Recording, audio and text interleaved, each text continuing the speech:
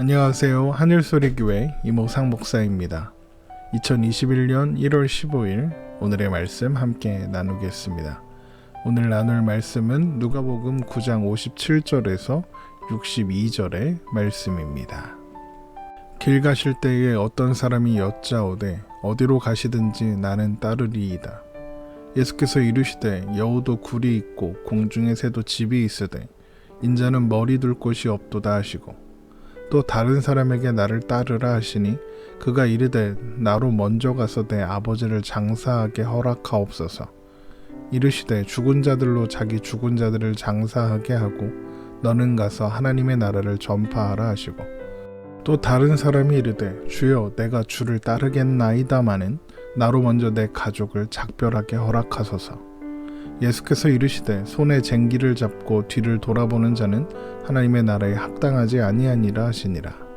아멘. 예수님을 따르고자 하는 사람이 예수님 앞에 나와 예수님께 어디로 가시든지 나는 따르겠다라고 말했습니다. 누가복음 9장 57절입니다. 길 가실 때에 어떤 사람이 여짜오되 어디로 가시든지 나는 따르리이다. 그러나 예수님은 여우도 굴이 있고 공중의 새도 집이 있으되 인자는 머리 둘 곳이 없다 라고 대답하셨죠. 누가복음 9장 58절입니다. 예수께서 이르시되 여우도 굴이 있고 공중의 새도 집이 있으되 인자는 머리 둘 곳이 없도다 하시고 이 말씀은 예수님을 따르겠다고 하는 사람들이 그리스도를 따른다는 것, 주님을 따른다는 것이 무엇을 의미하는지 모르고 있음을 지적하시는 내용이겠습니다. 그리고 또 어떤 사람이 예수님께서 따르라 하실 때 나로 먼저 가서 내 아버지를 장사하게 허락하옵소서라며 예수님을 따르라는 명령을 미루는 이야기가 기록되어 있습니다. 누가복음 9장 59절입니다. 또 다른 사람에게 나를 따르라 하시니 그가 이르되 나로 먼저 가서 내 아버지를 장사하게 허락하옵소서. 이 말씀은 지금 아버지가 돌아가셔서 장례식을 치러야 한다는 의미가 아닙니다. 부모님이 살아계시는 동안에는 부모님을 내가 모시다가 그 부모가 돌아가시면 그 책임까지 다한 후에 예수님을 따르겠다 이런 말입니다. 사실상 지금은 예수님을 따를 수 없다는 거절에 해당하죠. 그러자 주님은 이렇게 말씀하십니다. 누가복음 9장 60절입니다. 이르시되 죽은 자들로 자기의 죽은 자들을 장사하게 하고 너는 가서 하나님의 나라를 전파하라 하시고 이 말씀은 얼핏 보면 무척 무정하고 또 뭔가 서운한 표현처럼 보일 수도 있습니다. 그러나 여기서 죽은 자들이란 예수님께 아무런 반응도 보이지 않는 사람들을 비유적으로 가리켜 말씀하신 것입니다. 그들은 하나님 나라와 또 하나님의 백성 되는 일에 관심이 없고 또한 관계가 없는 자들을 의미하는 것이죠. 또 다른 사람이 예수님께 나와 따르겠다 말하면서 대신 가족과의 작별을 허락해달라고 요청합니다. 그러자 주님은 또 이렇게 말씀하셨죠. 손에 쟁기를 잡고 뒤를 돌아보는 자는 하나님 나라에 합당하지 않다. 누가복음 9장 61절에서 62절의 말씀입니다. 또 다른 사람이 이르되 주여 내가 주를 따르겠나이다마는 나로 먼저 내 가족을 작별하게 허락하소서. 예수께서 이르시되 손에 쟁기를 잡고 뒤를 돌아보는 자는 하나님의 나라에 합당하지 아니하니라 하시니라. 여기서 손에 쟁기를 잡고 뒤를 돌아본다는 것은 밭을 갈기 위해서 쟁기질을 하는데 주위가 산만하여 이곳저곳을 돌아보며 그 일에 집중하지 못한다는 것을 의미합니다. 즉 하나님 나라에 집중하고 하나님 나라를 바라보지 않는 자는 하나님 나라에 합당하지 않다 이런 의미인 것이죠. 지금 예수님을 만난 세 사람은 모두 주님을 따르겠다 이렇게 나선 자들이었습니다. 그러나 예수님은 여러 말씀들을 통해서 그들이 주를 따른다는 것이 무엇을 의미하는지 예수를 믿는다는 것이 무엇을 의미하는지 모르고 있음을 드러내신 것입니다. 그러면 주님을 따른다는 것, 예수님을 믿는다는 것은 무엇을 의미하는 것일까요? 사실 이것은 지금까지 살펴본 대로 제자들도 모르고 있는 내용들이잖아요. 우리는 이것을 점검할 필요가 있겠습니다. 마태복음 20장 20절에서 24절에 있는 말씀을 보겠습니다. 그때 세베대의 아들의 어머니가 그 아들들을 데리고 예수께 와서 절하며 무엇을 구하니 예수께서 이르시되 무엇을 원하느냐 이르되 나의 이 두 아들을 주의 나라에서 하나는 주의 우편에 하나는 주의 좌편에 앉게 명하소서. 예수께서 대답하여 이르시되 너희는 너희가 구하는 것을 알지 못하는도다. 내가 마시려는 잔을 너희가 마실 수 있느냐? 그들이 말하되 할 수 있나이다. 이르시되 너희가 과연 내 잔을 마시려니와 내 좌우편에 앉는 것은 내가 주는 것이 아니라 내 아버지께서 누구를 위하여 예비하셨든지 그들이 얻을 것이니라. 10 제자가 듣고 그 두 형제에 대하여 분이 여기거늘. 여기서 세베대의 아들들은 예수님의 12 제자 중에 야고보와 요한을 가리킵니다. 이 둘은 한 형제인데 그들의 어머니가 와서 예수님께서 그 나라를 세우실 때 1등 공신의 자리에 그들을 앉게 해달라 이렇게 부탁한 겁니다. 우의정 좌의정 시켜달라는 거죠. 그러나 이 말씀을 자세히 보면 어머니가 부탁을 한 게 아니라 야고보와 요한이 어머니에게 부탁을 해서 본인들의 욕심을 예수님께 말씀드린 것이었다라고 볼 수 있습니다. 그래서 예수님은 어머니가 아니라 야고보와 요한에게 직접 말씀하셨고, 그래서 다른 또 제자들이 이 두 형제에 대하여 대단히 분노했던 것이죠. 아마도 누가복음 9장에 기록되었던 제자들이 누가 더 크냐 변론했던 그 일이 이것을 의미하는 것일지도 모르겠습니다. 그런데 예수님은 이런 야고보와 요한의 요구와 기대에 찬물을 끼얹으십니다. 마태복음 20장 25절에서 28절입니다.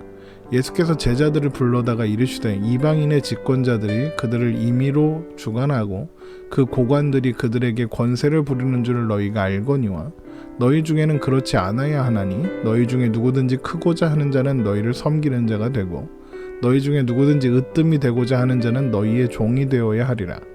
인자가 온 곳은 섬김을 받으려 함이 아니라 도리어 섬기려 하고 자기 목숨을 많은 사람의 대속물로 주려 함이니라.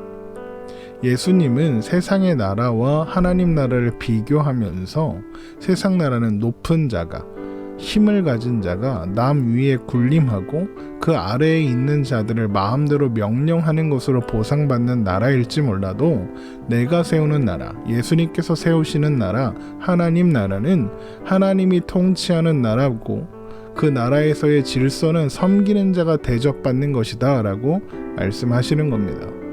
예수님께서 세우시는 나라는 섬기는 자가 높은 자이고 상대방을 위하여 자신을 희생시키는 나라다라고 말씀하시는 거죠. 그래서 그 나라에 대한 설명의 결론이 섬기려 하고 자기 목숨을 많은 사람의 대속물로 준다라고 말씀하시는 겁니다. 그 나라는 섬기고 자기 목숨을 많은 사람의 대속물로 주는 나라인 것이죠. 여기서 많은 사람의 대속물로 자신을 준다는 것은 예수님께서 보여주시는 사랑과 희생을 의미하는 것이기도 하지만 동시에 희생하는 그 가치를 인정받거나 보상받지 못한다는 것을 알고 그것을 감수한다는 것도 의미합니다. 그 나라는 자기가 하는 일을 상대방들이 이해하지 못하는 나라입니다. 자기들을 위하는 그 사람의 마음을 모르고 그 사람의 목숨까지 빼앗아 가려고 하는 그런 고난과 그런 오해까지도 감수해야 하는 나라인 것이죠. 예수님이 이 땅에 오셔서 우리를 위하여 오셨지만, 우리를 구원하러 오셨지만 아무에게도 그 가치를 인정받지 못하고 오해받고 오히려 조롱을 받으며 십자가에 죽으셔야 했던 것처럼 말입니다. 그리고 이것이 여러분 주를 따른다는 것, 예수님을 믿는다는 것이 무엇을 의미하는지 확인하게 해주는 중요한 내용이라 하겠습니다. 우리는 세상에서 무언가 가치 있는 일을 하면, 예를 들면 오늘 말씀에 있는 것처럼 부모를 잘 모시다가 장사까지 잘 치러드리는 것, 떠나기 전에 가족과 작별 인사를 하는 것, 어떤 효도, 나라에 충성하는 것, 이런 것들은 세상에서 다 보상을 받습니다. 우리가 가진 어떤 겸손이나 희생, 세상의 윤리와 도덕적인 차원에서 보상을 받죠. 하다못해 자기 만족, 자기 안심이라는 보상을 받을 수 있습니다. 그런데 예수를 믿고 사는 길은 세상에서 인정받거나 보상받지 못합니다.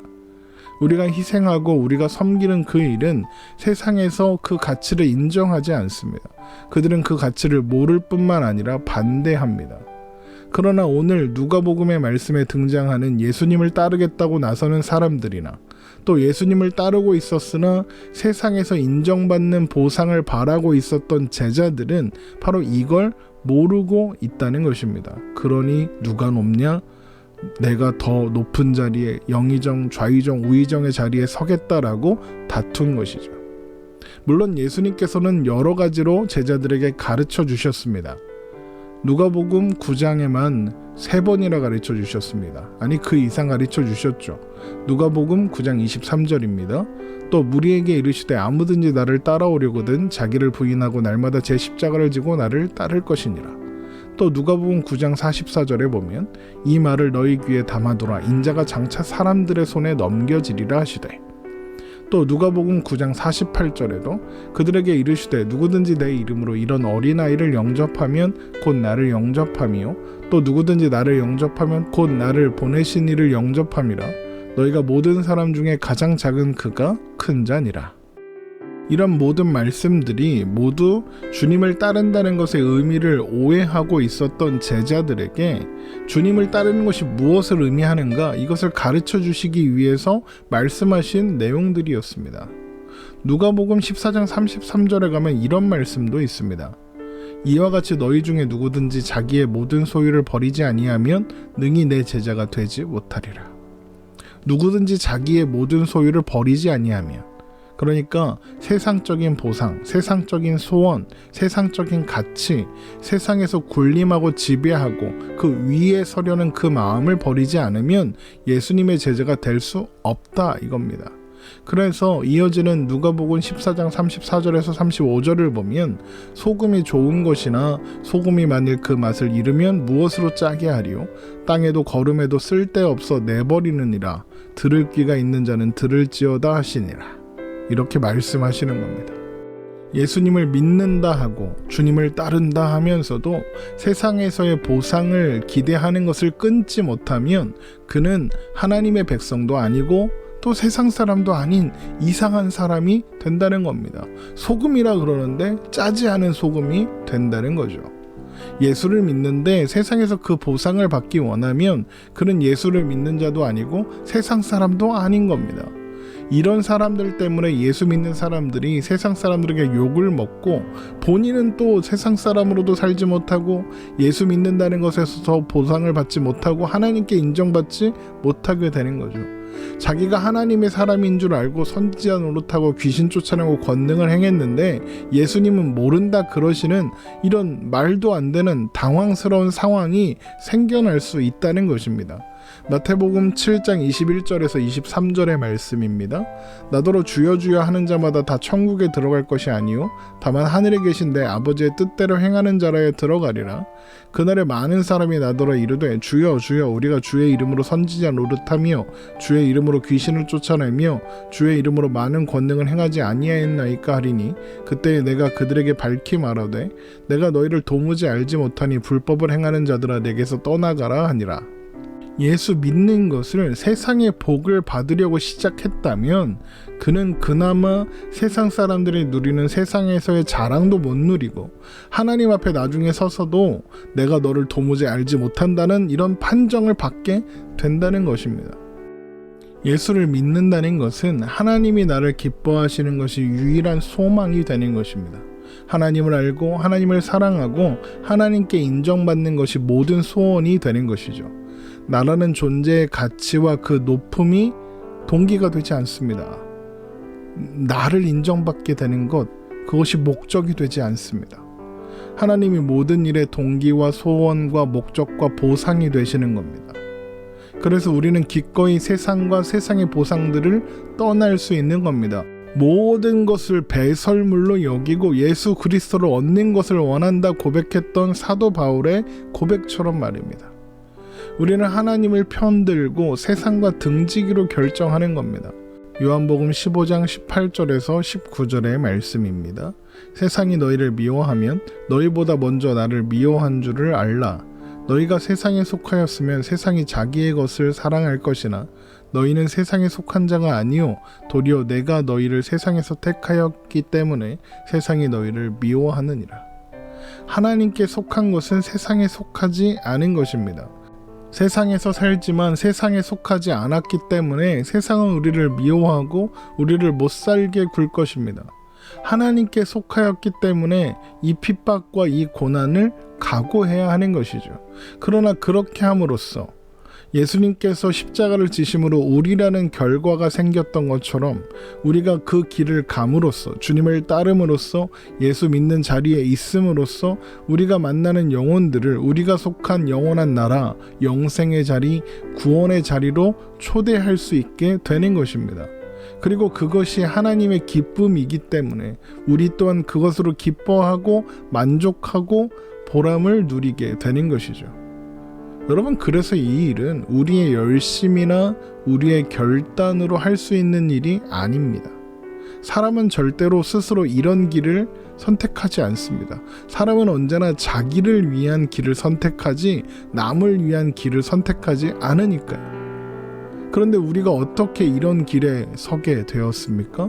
하나님의 은혜가 임했기 때문입니다. 하나님이 우리에게 믿음을 주시고 우리를 끌고 가고 계시기 때문입니다. 그로 말미암아 하나님께서 기뻐하시는 것이 우리 인생의 소원이 되기 때문에 이런 길을 선택할 수 있는 것입니다. 그래서 이 길에 서 있는 사람들 중 누구도 자신이 행한 어떤 일을 가지고 자랑하거나 자기 치장으로 삼을 수 없는 것입니다. 우리는 다 그런 은혜를 받은 사람들인 것입니다. 주여, 어디로 가시든지 나는 따르리이다. 여우도 굴이 있고 공중의 새도 집이 있으되 인자는 머리 둘 곳이 없는 것을 네가 아느냐? 높은 산이 거친 들이 초막이라 궁궐이라 내 주 예수 모신 것이 그 어디나 하늘나라입니다. 이것이 주님을 따르는 자의 위치고 존재며 만족이고 기쁨인 것입니다. 오늘 말씀 여기서 마치겠습니다. 오늘도 주님과 동행함이 하나님 안에 있는 나라서 행복한 우리가 되기를 주님의 이름으로 축원합니다.